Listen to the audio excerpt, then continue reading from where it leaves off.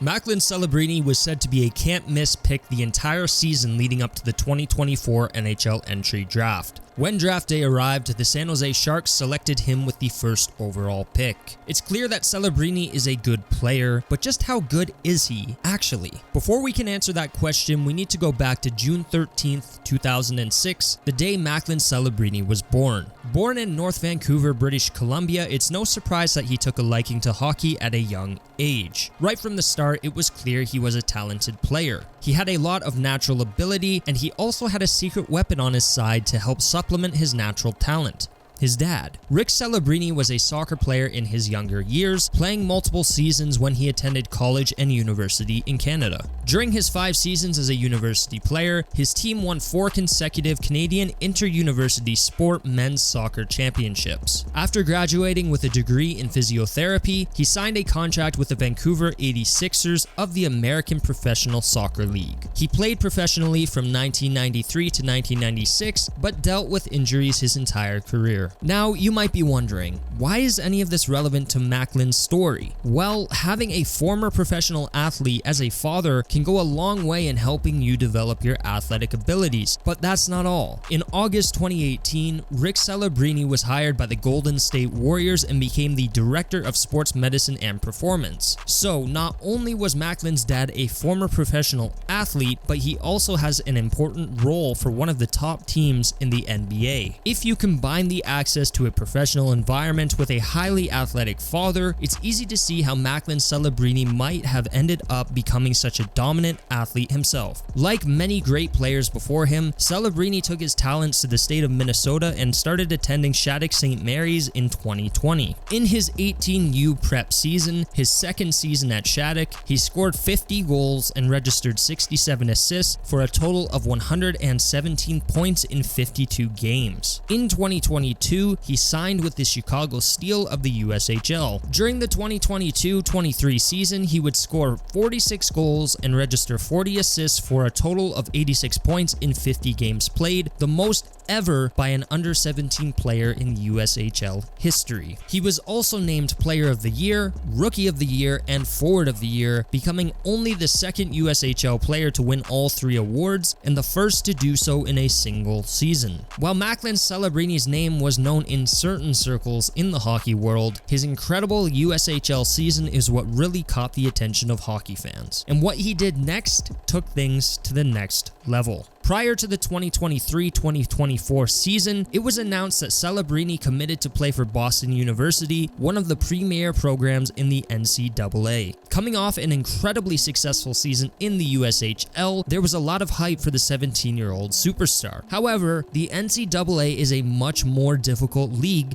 than the USHL. The players are bigger, faster, and stronger. There are many top prospects, and the competition is fierce. Surely, Celebrini would have a difficult time adjusting to the more difficult playing environment, right? Not exactly. As a freshman, Celebrini scored 32 goals and registered 32 assists for a total of 64 points in 38 games played. He was named Hockey East Player of the Year, Hockey East Rookie of the Year, Hockey East Scoring Champion, and won the Hockey East 3 Stars Award. He also won the Hobey Baker Award. At 17, he became the youngest player to win the award and the 4th freshman, following Paul Kariya in 1993, Jack Eichel in 2015, and Adam Fantilli in 2023. Like these college greats, it wouldn't be long until Celebrini took another step forward in his career by getting drafted into the NHL, which brings us to where we're at now. At this point in time, Macklin Celebrini has yet to play an NHL game, but this doesn't mean that we can't get a rough idea of how good of a player he is and how good of a player he might become if he reaches his full potential. It's probably fair to say that he isn't quite in the same realm as players like Bedard, Matthews, or McDavid. These are generational players, and it hasn't ever been suggested by scouts that Celebrini is at that level. But is it reasonable to expect 20 to 25 goals and 60 to 65 points in his rookie season? Yes.